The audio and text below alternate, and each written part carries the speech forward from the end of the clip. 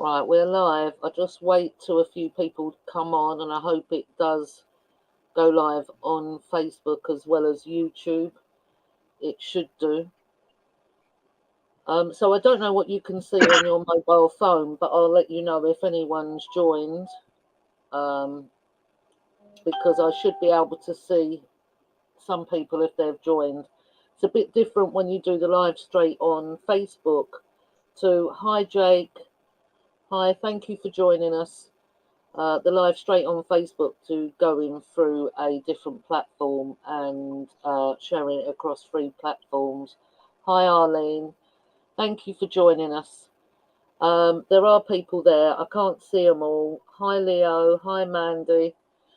Um, I'm just going to wait about another 30 seconds to see if anyone joins us, because I know a lot of times people do miss the start of our lives because I sometimes start it a bit quick. Hi, Colleen. Hi, Sally. Thank you for everything you do, Sally. I know you try and push our boys' story so much, just like everyone else does. We are truly grateful. The reason why we're doing this live tonight, this is Mark. I know many of you will know who Mark is, and he's a dear friend of mine, and he has been on my lives before. This live isn't going to be too long tonight because it's just about one specific thing. Hi, Dave. Hi there. Haven't seen you for such a long time. I don't get no notifications, Dave, if you do any lives.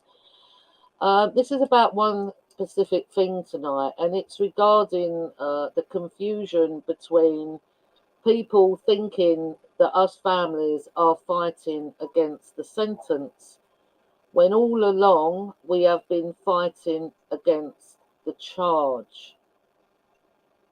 They charged who they claimed was the driver with dangerous driving. That was not the truth. Those in that car that night deliberately drove at our boys, and it was premeditated. Wasn't done at the last second, it was premeditated. Our boys weren't chosen for who they were, it was just who was ever on that pavement at that time, on that perfect on and off. Yeah, that's all right. Thank you. That perfect on and off moment. Now, I can understand the confusion with regarding some people thinking it is about the sentence, which is what I'm going to discuss. Thank you, Jamie. Thank you for your kind words. It is so much appreciated. Thank you, everyone. I do always read your comments. Please know that they don't go to waste. If I don't get to see them now, and if I miss people out saying hello, I do look after. So please know you are not wasting your time by commenting. I'm going to discuss that in a moment, because when we done the documentary, which I know thousands across this country have seen on the murder of our 3 boys, I did get some messages from people who apologised and said, we're really sorry, we thought you was fighting the sentence. And I'm going to explain why there was that confusion. And really, I take responsibility that maybe I should have addressed it a lot sooner. Now, I'm just going to play a mini clip. This is why this folder is open. And a couple of days ago, and Mark's going to explain, because we know full well why they are doing this. A few days ago, GMTV had a mini discussion about speeding. And what was the clip they played? They played the clip of the scene of our boys. Now, they did that on purpose. Not only are they mocking us and mocking our families and mocking the death of our boys, because they fully are aware that I'm out here fighting for justice and fighting for you all to know the truth of what happened to our boys, because our boys are not an isolated case. So I want to thank the lady who let me know that GMTV did this a few days ago. Now, it's a very quick clip because someone else got it for me, but I just want to show you that they was discussing speeding and they used the clip from the scene of our boys.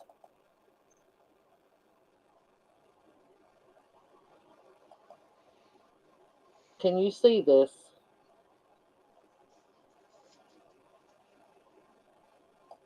I think I have to move it over, don't Yeah, it's there now. Yeah. I? Yeah.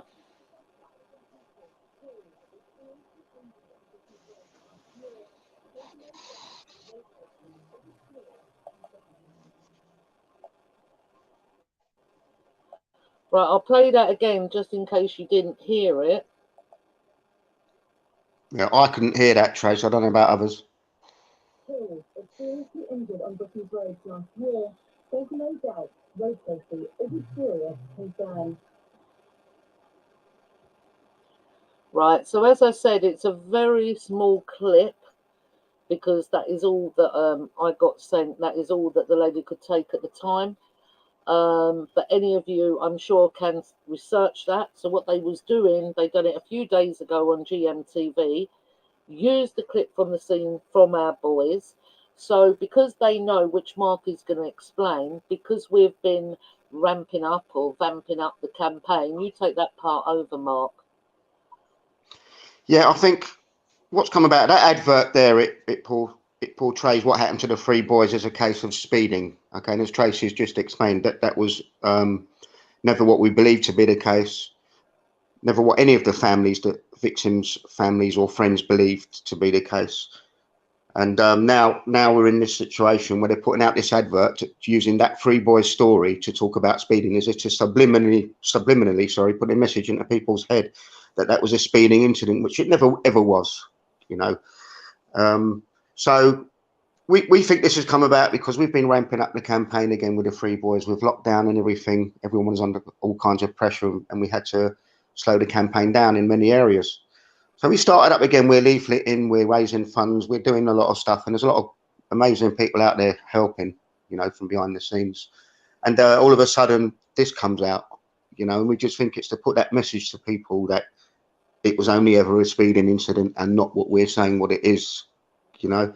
Why, of all the times, just when we're ramping up the campaign, would an advert, not an advert, sorry, a short article like that come out using the Three Boys case? Why the Three Boys case? There's loads and loads of speeding incidents, of proper speeding incidents, which they could have used. That was never that. This was the murder of three young men and an injuring of another young man. And it could have been a lot worse. It could have killed more people, you know. Anyway, this is just what we wanted to put across. You've got to understand how the government works, how the media works, and how they all work together. If you've got a genuine grassroots campaign that looks like it's going to get strong and people are going to get behind it, they will do anything to destroy that, whether it's sending infiltrators, gang stalkers, or using the media, the mainstream media against you, which is their most powerful thing, and which is another incidence there of what they've done. It's just a callous disregard for the feelings of the families, the victims' families and friends, you know, that are campaigning, that are still out there hoping and praying for justice for what happened to their loved ones, you know. Yeah, can I also just thank you very much, Mark? Just to the people who are speaking, thank you so much that, you know, Carol has said we won't let it go till the truth is exposed. Thank you, all of them. Yeah, Shelley, it was a small clip, but you can find it on there. They was discussing speeding and used the clip from our boys. They are also mocking us because they know full well that I've been out here all this time for 4 years fighting for justice for our boys. Now, the other confusion that I believe come about, hi Rachel, love to you too. The other reason why I think some of the confusion come about, and it does need addressing by me, was back in 2018.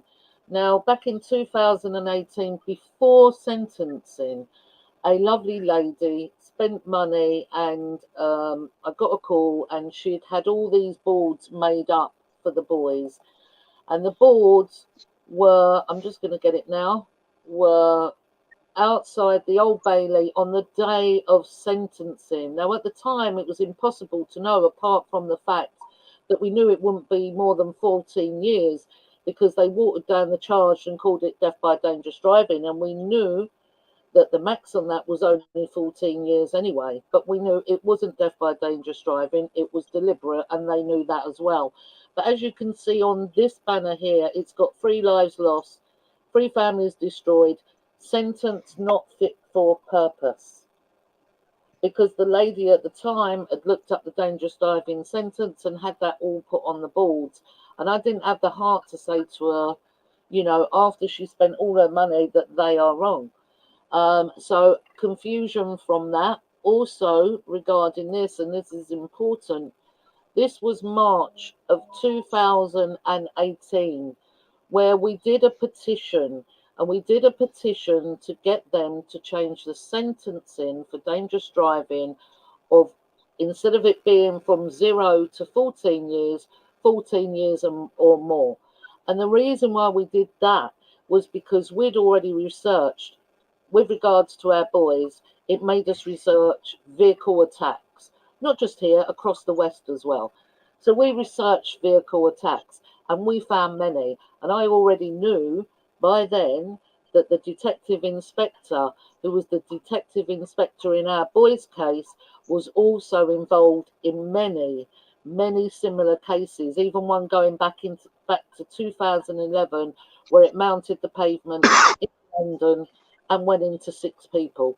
So we was well aware. So we thought that if we do this petition and we can get this sentence changed, then it may just stop people using vehicles as a weapon. But I think that aided in the confusion of some people believed that we was fighting the sentence because of that. But that was our reasoning to do that. So I hope that has made that a bit more clearer of regarding why we did that, um, with regarding the sentencing, was to help try and stop these attacks, because we know what's going on, because we've been involved in this. We know what happened to our boys. We know the truth because we have the evidence, and we don't want any other families to experience that. So we thought, as I just said, if we could get the sentence changed from 14 years or up, people are not going to use vehicles to attack innocent people, which is what is going on. Our boys are not an isolated case. So that is to clarify that we as families have always been fighting the charge. And the correct charge is 3 times murder, 2 attempted murders. There was 5 boys on that pavement. 5. And another 3 walking towards. And it was only the fact that Harry, the 5th child to be hit, landed on the bonnet and blocked their view. Otherwise, I believe the 3 that was walking towards would have also been hit. So as that made it a bit clearer, I really do hope it has made it clearer to people who are, thank you, Kimberly, thank you very much. And I hope your granddaughter is okay, because I know the terrible scene they saw, and I know there is still children now receiving counselling from that night. There was a lot of kids, their friends. People have to remember our boys were on their way to a 16th birthday party. And all those kids at that party knew each other. And as soon as this happened, all the kids come running out of that party down that street and saw a terrible, terrible scene, and saw their friends in a condition that they should never have ever had to witness. And they still suffer from that now. Just like us families will suffer the loss of our children for the rest of our lives. And our boys deserve the truth. We deserve the truth. The people of this country deserve the truth, because they deserve to know what is going on in it. Our boys are not an isolated case, and this is what I keep saying every time I come out here. Every time. So, Mark, is there anything you can add to that at all? Not really. I think you've fit everything in there, Tracy. I just want to say to all of those people out there that are fighting genuine causes, genuine grassroots causes, God bless you, because we know what you're up against. And it is a nightmare trying to get justice out of this corrupt system. It really is, especially when it's something they want to cover up, because they go to any lengths to do that. Yeah, well, exactly. The infiltration that we have suffered the last 4 years, and I have no doubt, it will be attempted again. And they will label us, they will call us names, they will lie about us, but I don't fear any of that. That's school playground stuff to me. And all that is, by labelling you something, is to stifle debate and to try and silence you. And I don't fear that. So I hope everyone, it's not a long live. I do appreciate you all joining. It's just to try and explain what happened, what GMTV did a couple of days ago, which is outright insulting, and the fact that we have always been fighting the charge. The sentencing will sort itself out with the right charge. Life comes with murder, life. And that's what it was. That's what it was. All these people, well, they're not people, they're common purpose people who write things online about saying us families just haven't accepted what's happened and things like that. No, I don't accept lies. I don't accept lies. I will always defend the truth, and the truth is our boys were murdered in a premeditated vehicle attack on innocent children that night. Children that you wouldn't normally see that amount walking down that road. But that party was highlighted on Facebook. It was over Facebook, and many people knew about that party that night. And that was a direct attack on our children. So, anyone, thank you, everyone. That's absolutely it. No fear. It's not in our blood to fear, is it? I never feared before, so can you imagine how I am now? Anyway, everyone, thank you. Don't let the media manipulate you with regards to our boy story and many other stories. Thank you, Mark, for joining me just for this quick live tonight. And remember, Thanks for having me. thank you, Mark. And remember, everyone, the strongest weapon in this world is the truth, because it is indestructible. And the truth is their enemy because it will expose what they are and what the police are and what is really going on. Thank you, everyone. Take care. And thank you so much for your support, as always.